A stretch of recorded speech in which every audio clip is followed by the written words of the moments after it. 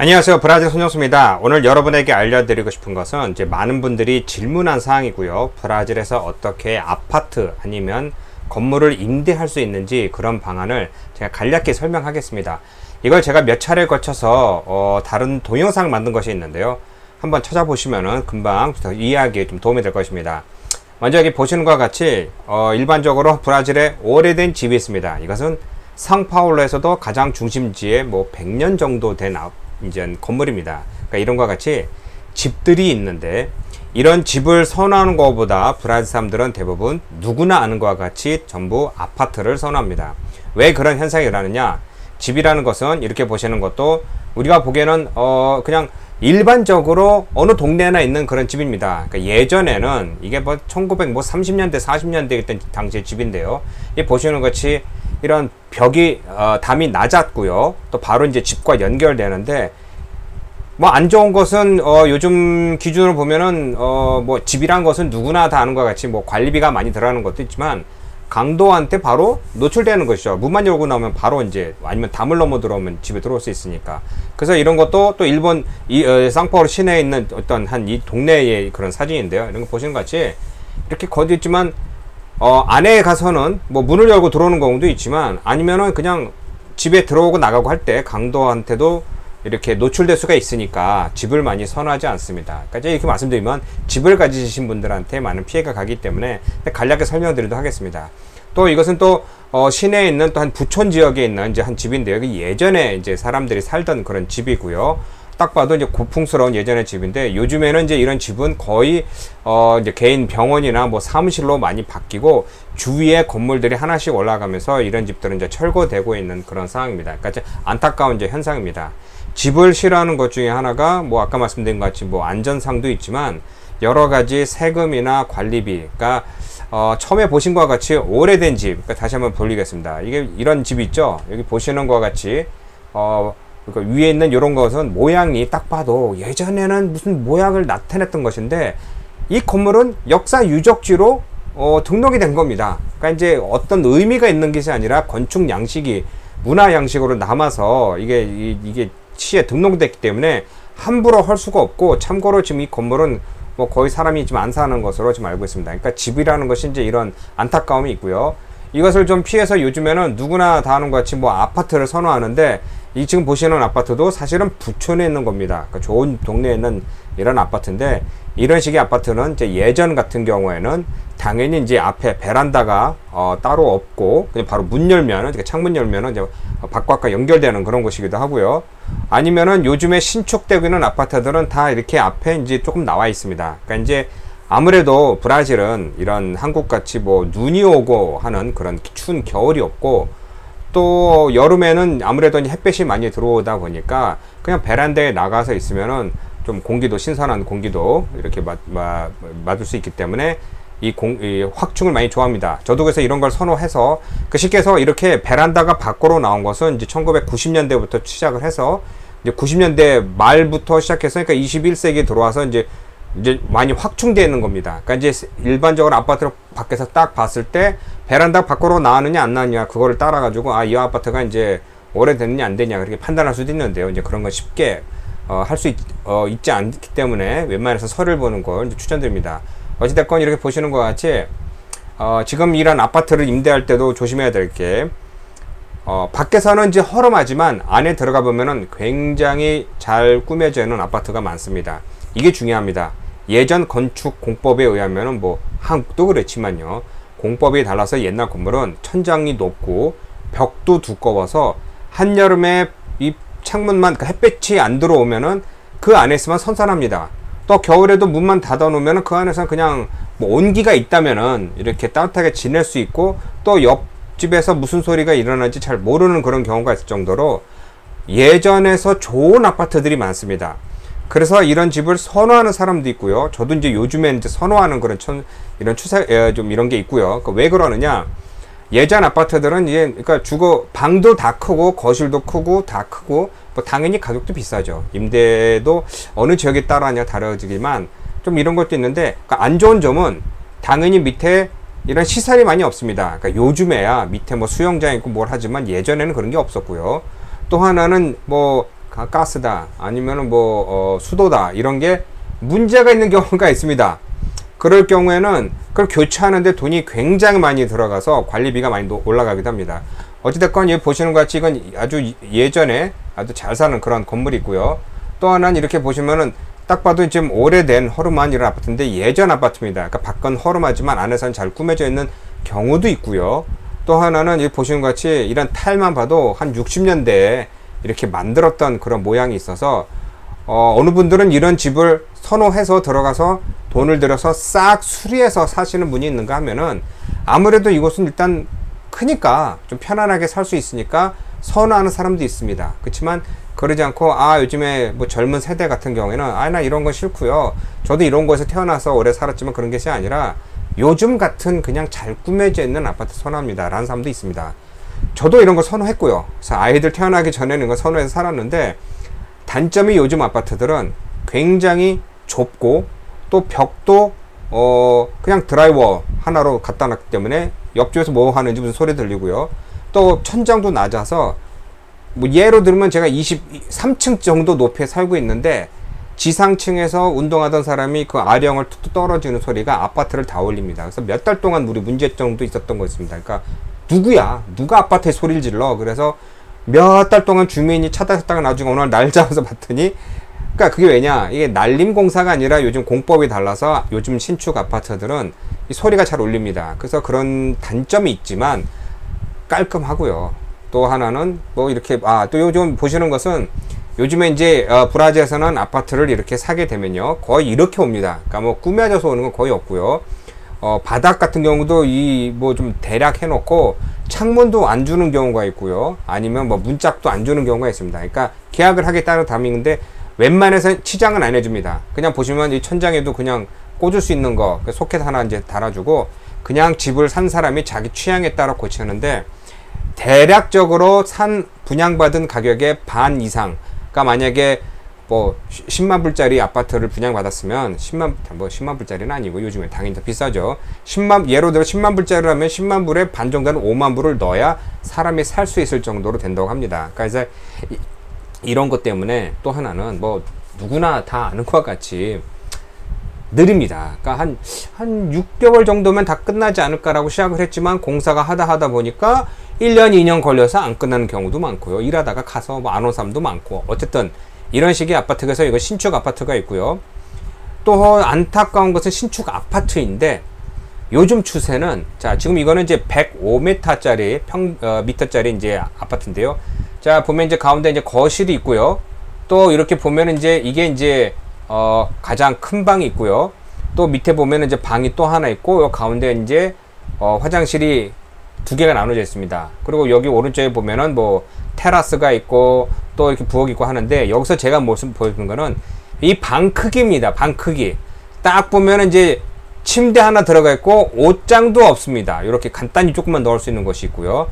또 다른 아파트 이것도 한 105m 정도로 알고 있는데 이것도 보시면은 앞방에 안방에 이렇게 있고 여기 옆방에도 있고 또 방을 또 나눌 수도 있지만 방 크기가 작고 한마디로 침대 하나 들어가 거의 없습니다. 이걸 제가 설명드리고 싶은 것은 외국에서 오신 분들이 이 브라질에서 집을 얻을 때에 신축 아파트 이런 걸 더 선호하죠. 요즘에 새로 지은 것인 건데 다들 저도 그냥 몇십 개를 퇴짜를 놓는 경우가 있었습니다. 그러니까 그거를 소개하던 사람이 너무 답답해서 브라질 답답해서 아니 왜 그런지 정확히 이유를 알아야 거기에 맞는 아파트를 이렇게 보여줄 거 아닙니까? 라고 알고 봤더니 그분은 일단 방이 큰 걸 원하는 겁니다. 근데 그게 아니라 여긴 방의 크기가 규격에 맞춰서 다 조그맣니다. 그러니 30개가 아니라 100개 아파트를 봐도 다 똑같은 겁니다. 방 크기는. 그러니까 아니 왜 이러냐 이거예요. 넓은 방에 뭐 침대도 들어가고 장롱도 들어가고 이런 것이 없느냐?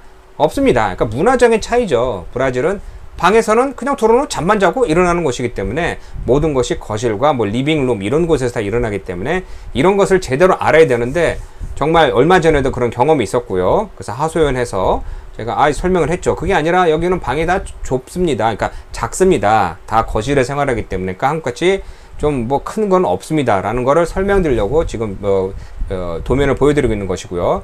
어찌됐건 이런 아파트에서 요즘에 아까 말씀드린 것 같이 이제 베란다가 앞으로 나온 곳도 있는가 하면 그냥 탁 트인 공간이 있습니다. 법으로도 뭐 정해진 건 아니지만 여기 보시면 이렇게 안전망이 있습니다. 그물이 있는 게 저도 그렇지만 우리 아이들이 아직 어려서 올라가다 사고 날 수도 있고, 근데 제가 이제 살다 보니까 그냥 어린이뿐만 아니라 있으면 좋습니다. 왜? 어른이라도 이렇게 기대다가 넘어질 수 이렇게 떨어질 수 있으니까. 근데 이걸 해놓으면 또 하나는 이제 시야가 많이 가리죠. 어찌됐건 이런 곳에서 안전망이 있고, 또 하나는 이렇게 해놓으면 야 그럼 이 안에 모든 먼지가 이 집으로 들어오지 않냐? 맞습니다. 이게 딱 트여서 햇볕 들어오고 다 좋은데 비가 들이닥친다든가 하면은 다 젖죠. 그래서 이제 요즘에 나온 것이, 뭐 요즘이 아니라 올해 나온 것이 이렇게 유리가 있습니다. 유리로 이렇게 딱 닫았다가 비 오면은 펼쳤다가 하는데, 이건 뭐 아주 비싼 아파트입니다. 전망 좋고 딱 봐도 이건 한 200m 이상 정도 되는 아파트인데, 이런 유리가 있고 이렇게 보면 이제 멋있게 할 것 같죠? 저도 이 아파트가 아니고요. 조그만 아파트에서 이런 유리 창이 있는데, 이걸 언제 열고 닫느냐? 거의 안 열고 거의 안 닫습니다. 귀찮습니다. 처음에만 그냥 멋으로 열었다가 닫았다 하는데, 열어놓으면 당연히 뭐 먼지만이 들어오니까 우리 한국 사람 싫어하니까요. 문을 닫는 것도 있고, 또 이게 비가 많이 들이닥치면 물이 조금씩 샙니다. 그래서 이제 일반적으로 이제 문을 닫아놓고 사는 거기 때문에, 뭐 집이 커서 직원이 많아서 집에서 행사가 많아서 열었다 닫았다 한다면 문제가 없지만, 일반적으로는 많이 열어놓고 생활하진 않습니다. 이어서 이렇게 밑에 요즘에 신축 아파트는 사우나도 있고 축구장도 있고 수영장도 있고 많은데, 저도 이렇게 이런 아파트에서 살면서 깨달은 것은, 시설이 많으면은 돈이 많이 들어가고요, 관리비가 많이 들어가고요, 두 번째는 몇 번 하고 나니까 안 하게 됩니다. 그러니까 처음에야 호기심에도 가고 시간 내 때문에 하는데, 뭐 직장인뿐만 아니라 모든 사람들이 아침에 일어나서 일하고 저녁에 자고 하기 때문에 많이 활용을 못 합니다. 그래서 집이 아닌 다른데 뭐 이렇게 뭐 휴일이나 뭐 휴가철만 되면 다른 곳으로 나가서 살고 하는 게 오히려 더 낫다라고 경험상 좀 말씀드린 겁니다. 어찌됐건 이런 상황에서 이어서 보면은, 이런 집을 그러면 자 아파트다, 신축이다, 오래된 거다 결정해서 임대를 하기 위해서는 어떻게 하느냐? 이것을 연결해 주는 것이 이제 이모빌리아라고 했습니다. 이모빌리아가 이제 부동산 중개인 있는 것이고요. 왜냐면 임어베이스라는 게 뭐 한자로 쓰는 부동산, 움직일 수 없는 이제 자산, 부동산이고요. 머베이스는 가구입니다. 이걸 아직까지도 헷갈려 하시는데, 딱 보면 쓴 글씨가 비슷하지만 맨 앞에 I자가 있느냐 없느냐, 이게 차이입니다. 그래서 이제 부동산을 거래하는 곳은 이모빌리아리아라고 있고요. 이게 이제 당연히 이제 허가받고 자격증 있는 사람만 이 중개 역할을 할 수 있는 것이고요. 아시겠지만 이 자격증 없는 사람이 중개 역할을 할 수가 없고요. 문제 생기고요. 또 하나는 중개인 없이 집주인과 직접 하는 것을 권장하지 않습니다. 말도 못하는 별 조건을 다는 경우도 있고, 협상하다 깨진 경우가 많으니까 꼭 중개인을 중간에 껴넣고 협상을 해야 됩니다. 또한 여기서 중요한 게, 브라질에서는 임대를 하기 위해서는 한국 같은 전세는 당연히 없고요. 월세를 내야 되는데, 월세를 내기 위해서는 당연히 먼저 이런 또 보증인이 필요합니다. 그래서 그게 이제 피아돌이라고 해서, 예전에는 피아돌, 보증인을 서기 위해서는 그 보증인이 자기 이름으로 된 아파트나 뭐 건물이 있어야 되고요. 그러면 그 이름으로 내서 보증을 서줬는데, 만약에 3년 동안 계약이다. 그럼 3년 동안 그 아파트를 임대한 임차인을 위해서 이름을 빌려준 것이기 때문에, 갑자기 그 사람이 돈 안 낸다, 1년, 2년, 3년 동안 돈을 안 낸다라는 경우가 굉장히 많았습니다. 뭐 사정에 의해서 아니면 처음부터 의도적으로 돈을 안 내면은 결국은 이 보증인이 그 돈을 다 갚아야 돼서, 예전에 그래서 자기가 가지고 있던 건물을 빼앗긴 사람도 굉장히 많고요. 소송건도 굉장히 많습니다.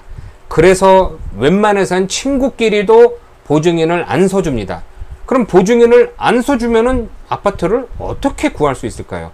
이게 계약이 안 되죠. 그래서 나온 제도가 바로 이렇게 세구로 피안사, 그러니까 보증인 보험이 생겼습니다. 처음에 나왔을 때는 1년치, 그러니까 한 달치 월세를 내면은 은행이나 이 보험회사에서 보증을 서주는 겁니다. 그러면은 그걸 또, 아니 그럼 12번이 아니라 13번의 월세를 내야 되겠죠. 임대료를 내게 되면 이게 부담인데, 그럼 그걸 또 할부로 12번 나눠서 내는 경우도 있고요. 또한 요즘엔 법이 많이 바뀌어서 예전과 같이 보증인이라고 해도 계약이 끝날 때까지 보증이 아니라, 보증인이 어느 순간이라도 난 이 사람 못 믿겠으니 나선 보증인 안 해라고 이름을 빼오는 경우도 있고, 예전에는 한번 임대한 사람이, 그러니까 임차인이 돈을 안 내면은 이게 문제가 생겨서 이제 어떻게 내보낼 수도 없었는데 요즘엔 석 달 전도 안 내면은 다 내보낼 수 있게 그런 제도가 많이 바뀌었기 때문에 어쨌든 간에 요즘에 시구로 피안사라는 보증인 이제 제도를 많이 사용하고 있습니다. 또한 여기서 제가 질문 드리면은 토지 가옥세라고 하는 거는 집주인이 내야 될 세금입니다. 그러니까 그 세금이 집주인이 낼 토지 아파트에 대해서는 토지 사용료를 내야 되는데 이 세금을 누가 내야 될까요? 이 부분이 중요한 게 한국에서 오신 분들이 아파트를 임대를 할 때 이때 세금을 내라 그러면은 내가 세금을 왜 내? 집주인이 내야지 라는 게 굉장히 복잡했습니다. 그러니까 이제 한국에서 오신 분들은 아니 이건 내가 내는 게 아니죠. 이건 재산세인데 왜 내가 내야 됩니까? 라고 했는데 그걸 설득하는 게 한 요즘에 보면 그냥 쉽게 해서 2186헤알 정도 되는 임대료를 내게 할 경우 보통에서 10헤알 정도는 이런 뭐라 그래야 될까 그러니까 화재 보험이 들어가고요. 이페떼오는 보통 토지가옥세로 해서 85헤알이 들어가고요. 또한 관리비는 350헤알하고 붙여서 토탈 2631헤알. 그러니까 이제 차이가 많이 나죠. 이걸 내야 되는데 이거 보시는 것 같이 토지가옥세는 요즘엔 대부분 임대인이 내게 되어 있습니다. 임차인이 내게 되어 있습니다. 그러니까 이게 어쩔 수가 없이 내야 되는데 한국에서 오신 분들은 이걸 이해를 못하고 세금을 내가 왜 내야 되냐 하는데 이건 어쩔 수가 없는 겁니다. 뭐 소소한 건다 그것도 상관이 없고요. 또한 이제 중요한 거는 이제 로카돌, 이 로카따이로 같은 것도 임대인, 임차인 이런 게 복잡하기 때문에 꼭 말을 잘하는 사람과 중개를 통해서 해야 되고요. 그럼 여기서 이제 마지막으로 중요한 거는 그럼 아까 말씀드린 것처럼 토지가옥세 같은 건 누가 내느냐? 그러니까 건물 같은 경우 관리실에서 그러니까 관리실이라고 하는 것도 이게 한국같이 뭐 제3자가 아니라 대부분은 건물에 사는 사람들끼리 모여서 자기들이 관리실하고 사무실 조금 내서 직원을 하나 놓든지 아니면 그냥 주민들이 모여서 회의를 해서 야 요번에 우리 한번 청소하자 뭐 칠하자 이렇게 결정하는 겁니다. 그들이 법적으로 책임을 지는 건 아니고요. 뭐 같은 주민이니까요. 어찌됐건 자기들이 모여서 야 오래됐으니 10년 이상 됐으니 우리 한번 칠을 하자. 뭐 모든 문들을 다 바꿔버리자. 뭐 조명을 다 바꿔버리자. 우리 아파트에 있는 거 밖에서 보는 거 그런 같은 경우는 재산과 관련된 일이기 때문에 그건 바로 집주인이 내는 게 맞습니다. 그러니까 그런 경우가 많았습니다. 아 이거 뭐 이렇게 내라고 했었는데 제가 내야 되는 건가 이렇게 가져놓고 보면은 집이 오래돼 가지고 밖에 있는 거 건물을 다 칠하는데 이게 각 집마다 한 1000불씩 돈이 나왔다. 그러니까 10번에 내서 뭐 내라고 하는데 집주인이 만약에 돈을 포르투갈을 잘 모른다 그러면은 은근슬쩍 저 사람이 내게 해 이렇게 하는 경우가 있죠. 근데 그런 건 아니고 임대를 이거 집을 빌려서 사는 사람이 내야 되는 거는 관리비 매달 나는 관리비 그리고 전기요금, 가스요금 그러니까 자기가 내는 사용하는 거에 대한 요금을 내야 되는 것이고 또 그것뿐만 아니라 또 토지가옥세도 포함이 됐으니 이것을 꼭 이해를 하셔야 됩니다. 그러니까 내라는 걸 꼬박꼬박 내셔야 되는데 난 이건 법적으로 그렇게 따지다 보면 일이 해결되지 않는 것이고요. 그리고 마지막으로 이런 것을 아파트를 처음에 들어갈 때 계약에 분명히 된 게 색칠을 다 하고 모든 게 완벽하냐 사진 찍어서 하나씩 해놓습니다. 그럼 이런 걸 해놓고 나서 나갈 경우 계약이 끝나서 나갈 경우는 어떻게 해야 될까요? 당연히 원상 복귀하고 가야 됩니다. 뭐든지 다 한 번씩 칠하고 만약에 뭐 욕조에 뭐 깨진 거 있으면 다 고쳐야 되고 문짝이 떨어졌으면 그것도 고쳐야 되는데 어떤 경우 문짝이 멀쩡한데 뭐가 떨어졌는데 이걸 그냥 다 갈아라라는 경우도 많죠. 전 주입주니까 나는 모르겠고 첫 번째 사진 찍기 이렇게 생겼고 지금 이렇게 했으니까 문짝 다 갈아 이런 경우도 많습니다. 그렇기 때문에 들어갈 때 100% 확인하고 쉽게 해서 뭐 좌변 같은 경우도 금이 약간 갔는데 나갈 때가 되니까 그걸 다 바꿔라. 야 미리 내가 사진 찍어 놨잖아. 이건 이런 처음부터 그랬어 라고 싸워야 되기 때문에 그것을 굉장히 복잡합니다. 그래서 집을 하나 얻는다라는 게 이게 쉽지가 않기 때문에 엄청난 스트레스고 그냥 몇 달만 살다가 나가고 이렇게 할 수 있는 게 아니기 때문에 누구든지 보증인을 잘 안 써주고 굉장히 어려워합니다. 이곳에 사는 사람들이. 그러니까 한국에서 오신 분들이 그냥 야 여기서 그냥 누가 한번 집 하나 이렇게 얻어주면 좀 몇 달 살다가 가겠지 이런 경우가 아니라는 것을 또 오늘 같은 경우 이걸 알아두시면 많이 이제 도움이 될 것이니 좀 많이 배우시고요. 또 궁금한 것이 있으면 언제든지 저한테 연락 주시면 다음에 또 브라질 소식도 많이 또 찾아서 여러분에게 인사올려 하겠습니다. 고맙습니다.